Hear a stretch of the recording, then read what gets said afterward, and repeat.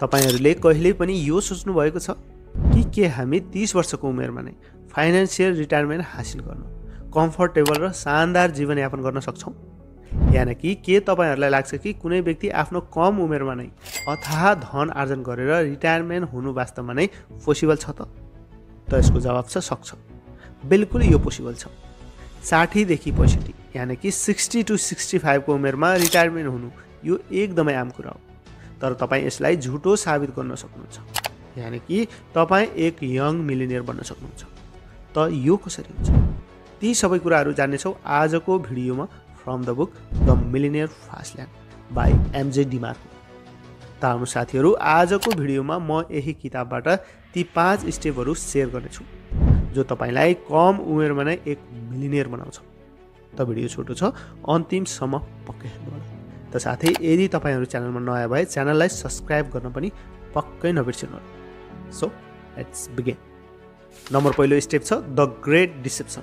यस स्टेपमा लेखक भन्छ कि धेरै जसो मानिसहरूले आर्थिक स्वतन्त्रता प्राप्त गर्नको लागि एउटा भ्रामक मार्ग अपनाउँछन् जुन वास्तवमा सफलता र धन प्राप्त गर्नको लागि प्रभावकारी हुँदैन। अर्थात् कि यस स्टेपले बुझाउँछ कि परम्परागत सोच र आम मान्यता अनुसार धन प्राप्त गर्नको लागि तपाईलाई कडा मेहनत गर्नुपर्छ, राम्रो शिक्षा प्राप्त गर्नुपर्छ र एक स्थिर जागिरमा काम गर्नुपर्छ र बुढेसकालमा रिटायरमेन्ट हुनको लागि पैसा बचत गर्नुपर्छ।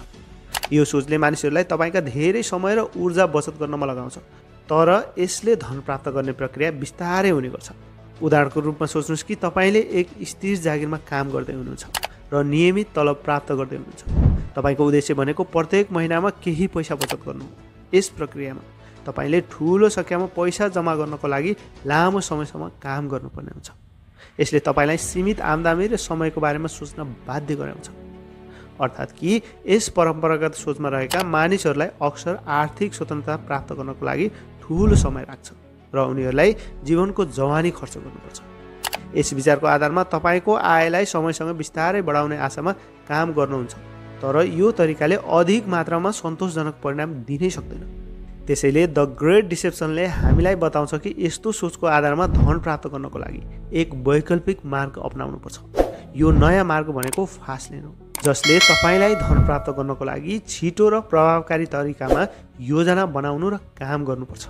यानि कि यस फास्ट ल्यान्डमा तपाईले व्यवसाय, लगानी र नयाँ अवसरहरूको खोजी गर्नुपर्छ जुन ठूलो मूल्य र प्रभाव प्रदान गर्न सक्छ, जसले तपाईलाई कम समयमा नै ठूलो सम्पत्ति निर्माण गर्न मद्दत गर्छ।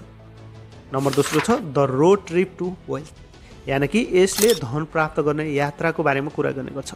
साथै यसले तपाईको आर्थिक सफलता प्राप्त गर्नको लागि एक ठोस योजना र रोडम्यापको आवश्यकता पर्छ भन्ने कुराको चर्चा गर्ने गर्छ।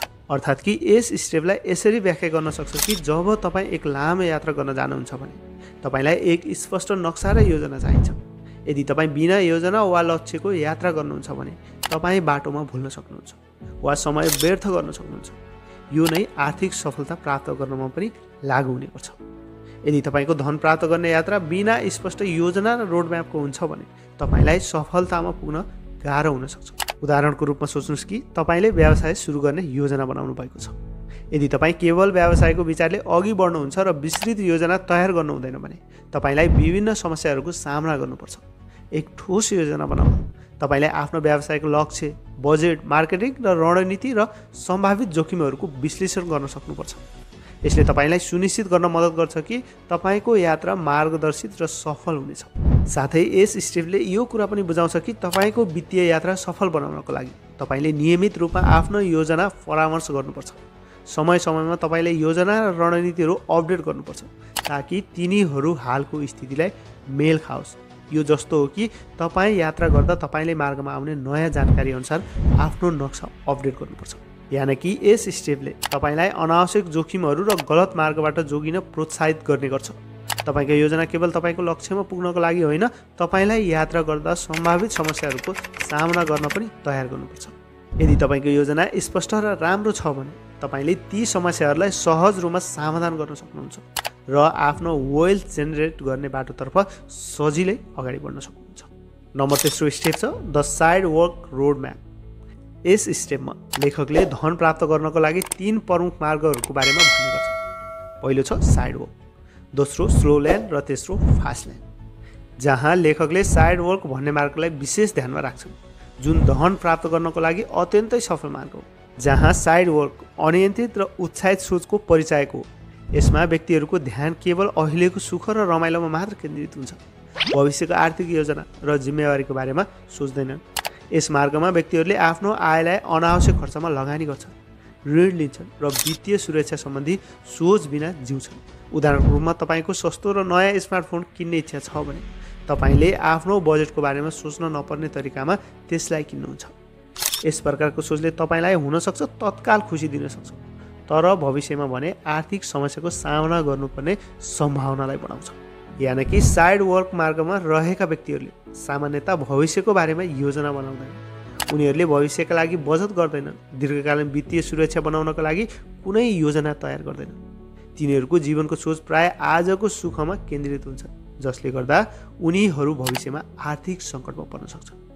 साथै यस स्टेपले साइड वर्क मार्गको व्यक्तिहरूलाई वित्तीय स्थिरता प्राप्त गर्न कठिनाइ हुन्छ। उनीहरूले आर्थिक समस्याहरूको सामना गर्नको लागि पर्याप्त स्रोत र योजना नभएका कारण उनीहरूको जीवनमा तनाव र स्थिरता बढ्न सक्छ। अर्थात् यस स्टेपले यो कुरा स्पष्ट पार्छ कि साइड वर्क मार्गले धन प्राप्त गर्नको लागि तपाईँलाई दीर्घकालीन दृष्टिकोण र योजना बनाउनको लागि प्रेरित गर्दैन। यसमा तपाईँको आय र खर्चहरू बीचको सन्तुलन राख्नको लागि जिम्मेवार सोचको कमी हुन्छ, जसले गर्दा भविष्यमा ठुलो वित्तीय सङ्कट उत्पन्न हुन सक्छ। नम्बर 4 स्टेप छ हैज योर वेल्थ बीन टक्सिफाइड, यानि कि यसले धनको सही प्रयोग र त्यसको बारेमा कुरा गर्ने गर्छ। लेखक टक्सिफाइड भन्ने शब्दको प्रयोग गरेर बताउँछ कि पैसा केवल कमाउनु मात्र होइन, त्यसलाई राम्रो तरिकाले व्यवस्थापन गर्न पनि महत्त्वपूर्ण छ। यानि कि यस स्टेपले बताउँछ कि यदि तपाईँको धनलाई सही तरिकाले प्रयोग गर्न सकिँदैन भने यो तपाईँको जीवनमा नकारात्मक प्रभाव पार्न सक्छ। धन केवल सङ्ख्यात्मक रूपमा महत्त्वपूर्ण मात्र होइन, यो तपाईँको जीवनको गुणस्तरलाई पनि असर पार्न सक्छ। फर इक्जाम्पल, सोच्नुहोस् कि तपाईँले धेरै पैसा कमाउनु भयो, तर तपाईँलाई महँगो लुगाहरू, उच्च खर्चको जीवनशैली र अनावश्यक ऋणमा लगानी गर्न थाल्नुभयो भने तपाईँको वित्तीय स्थिति टक्सिफाइड हुन सक्छ। यस प्रकारको खर्च र ऋणले तपाईँलाई दीर्घकालीन रूपमा वित्तीय समस्यामा पार्न सक्छ र जीवनको गुणस्तरलाई पनि असर पार्न सक्छ। साथै यस स्टेपले यो पनि स्पष्ट पार्छ कि पैसा टक्सिक हुनको लागि केवल खर्च गर्न मात्र होइन, त्यसलाई सुरक्षित राख्न र लगानीमा विवेकपूर्ण निर्णय लिनुपर्छ। तपाईँले आफ्नो सम्पत्ति सुरक्षित राख्नको लागि सही योजना बनाउनुपर्छ। यदि तपाईँले आफ्नो धनलाई गलत तरिकामा लगानी गर्नुभयो भने तपाईँको सम्पत्ति खतरामा पर्न सक्छ। यानि कि यस स्टेपले हामीलाई चेतावनी दिन्छ कि पैसा गलत तरिकाले प्रयोग गर्दा यो तपाईँलाई मानसिक तनाव, आर्थिक समस्याहरू र जीवनको अन्य क्षेत्रहरूमा नकारात्मक प्रभाव ल्याउन सक्छ। तपाईँको धनलाई विवेकपूर्ण र सकारात्मक तरिकाले प्रयोग गर्नु महत्त्वपूर्ण छ। यसका लागि तपाईँले लगानीमा सोच समझ गरेर निर्णय लिनुपर्छ र आफ्नो खर्चलाई नियन्त्रणमा राख्नुपर्छ। अर्थात् तपाईँको धनलाई टक्सिक हुनबाट बचाउनको लागि तपाईँले नियमित रूपमा आफ्नो वित्तीय स्थिति परामर्श गर्नुपर्छ।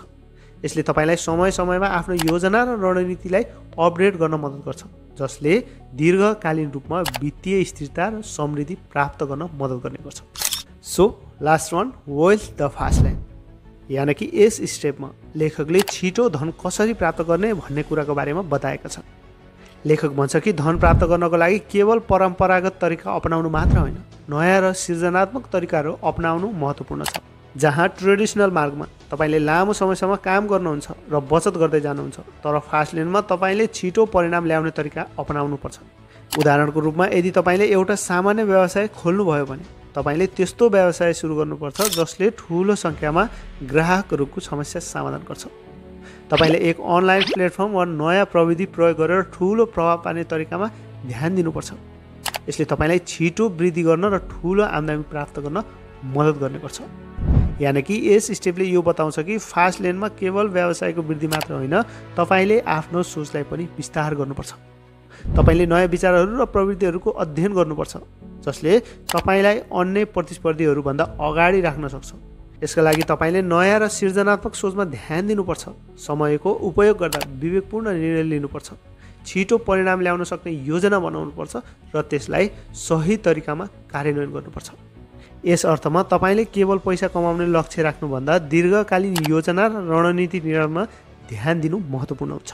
यानि कि यस स्टेपमा लेखक हामीलाई सिकाउँछ कि फास्ट लेनमा जानको लागि तपाईँले नयाँ तरिकाहरू अपनाउनु पर्ने हुन्छ, आफ्नो सोचलाई फरक ढङ्गमा बदल्नु पर्ने हुन्छ। ट्रेडिसनल मार्गले तपाईँलाई धेरै समय लिन्छ भने फास्ट लेनले तपाईँलाई छिटो परिणाम प्राप्त गर्न मद्दत गर्छ।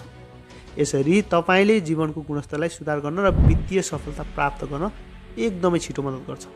त साथीहरू, यो थियो आजको video the millionaire fast lane बुकबाट ती 5 स्टेपहरू। त यदि तपाईँहरू आफ्नो जीवनमा यी स्टेपहरूलाई सिरियसली अपनाउनुहुन्छ भने तपाईँहरू पनि कम उमेरमा नै एक यङ मिलियनेयर बन्न सक्नुहुन्छ। त भिडियो यही कम्प्लिट हुन्छ। भिडियो कस्तो लाग्यो फिडब्याक कमेन्टमा पक्कै दिनु। सो आजलाई यति। हस्त, धन्यवाद, जय नेपाल।